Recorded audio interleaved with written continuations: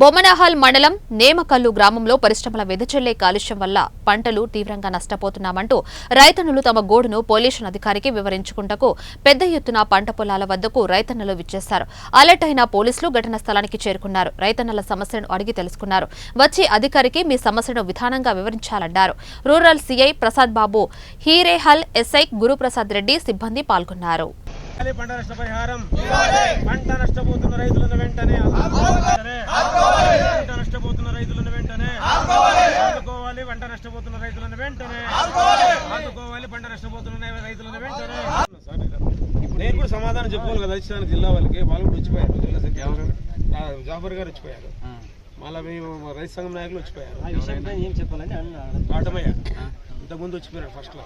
అప్పటి నుంచి ఆయన రాయాలి. ఆయన వేరే జిల్లాకి వేసేసి నేను ఇక్కడ నియోజకవర్గ సెక్రటరీ, నియోజకవర్గ కార్యదర్శి కాబట్టి ఈ సమస్య అంతా అయిపోయిన తర్వాత మీరు కూడా 2 పొలాలు పరిశీలన చేయాలి. ఎట్లా ఉందో పరిస్థితి.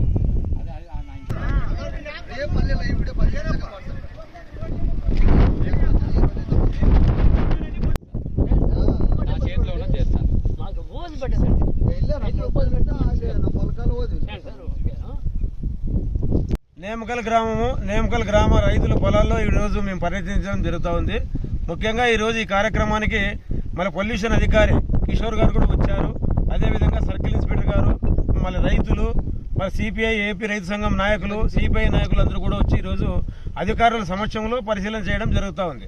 అంటే పంట ఏ మోతాదులో నష్టపోతా ఉంది ఏం కదా అని చెప్పేసి ఈరోజు పొల్యూషన్ కంట్రోల్ అధికారి గారు గమనించారు. పొలాలు కూడా పర్యటించి ఖచ్చితంగా మేము రిపోర్ట్ ఇస్తామని కూడా చెప్పారు.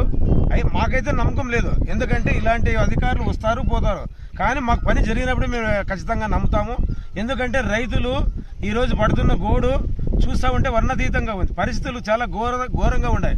రైతుల పైన వీళ్ళు ఏమైనా మాట్లాడితే తిరగబడటము, దాడులకు రావడము. ఎవరు ఇక్కడ రైతు సంఘం కానీ సిపిఐ పార్టీ కానీ ఎవరు మీ దాడులకు కానీ దీనికని ఎవరు చూస్తూ ఊరికే ఉండరు. రైతులకు న్యాయం జరగాల, రైతులు అడిగింది ఇవ్వాలా. రైతులు ప్రభుత్వ నిబంధనల ప్రకారం ఏమైతే వస్తుందో ఆ నష్టపరిహారం అందించాల్సిందే.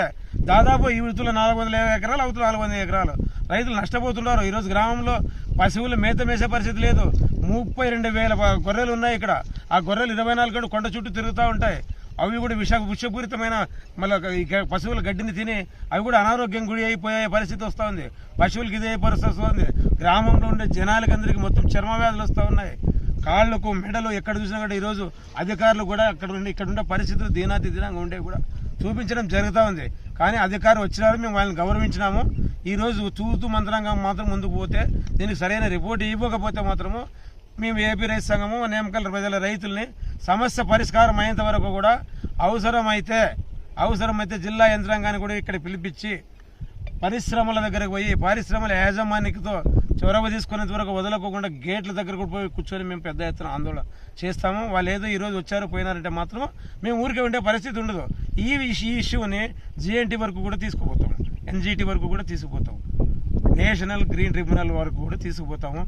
మళ్ళీ ఇక్కడ ఎవరు మన ఉప ముఖ్యమంత్రి పవన్ కళ్యాణ్ గారి దృష్టి కూడా తీసుకెళ్తాము. మా సిపిఐ నాయకులు మర్నాడు సోమవారం రోజు వస్తున్నారు.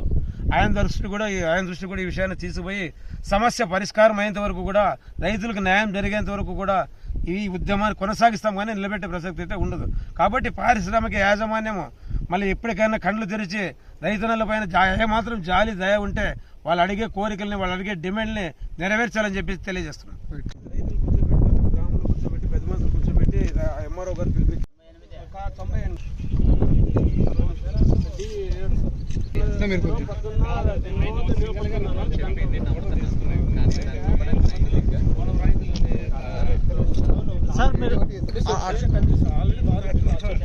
వాటర్ పొద్దున 10 గంటలకు ఐదు చేశాడు. మళ్ళీ ఇప్పుడు ఇంత పడింది. అది పొద్దున 10 గంటలకు ఐదు చేశాడు. మళ్ళీ